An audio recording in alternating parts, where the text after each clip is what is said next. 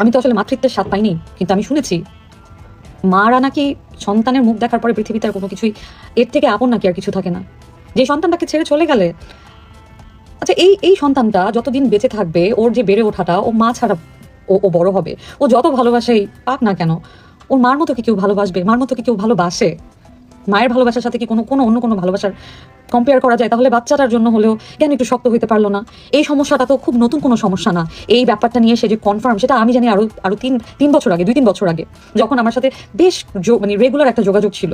তারপরে ঘন্টার পর ঘন্টা কথা শুনতাম, আফসোস শুনতাম, বুঝাইতাম। ছোট মুখে বড় কথা বলবো না, আমি এই কথা বলার কেউ না, তবুও আমি বলবো ইমানটা একটু স্ট্রং হওয়া উচিত ছিল। কারণ জীবন কিন্তু একবার শেষ হয়ে গেলে ওইটাই কিন্তু শেষ, এন্ড অফ হার স্টোরি।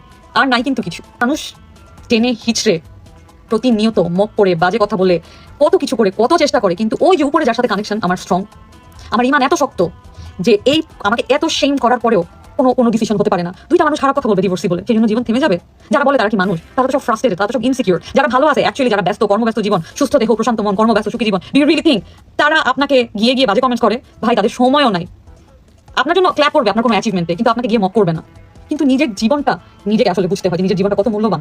সবকিছুর ঊর্ধ্বে নিজেকে ভালোবাসতে হয়। আমি সরি, আমি কোনোভাবেই এই সিদ্ধান্তের সাথে একমত হতে পারলাম না। ঠিক যেমন সে আগে লোক দেখানো, ভালো থাকার অভিনয় করতো, ওইটাও যখন পারতাম না, এটাও পারলাম না।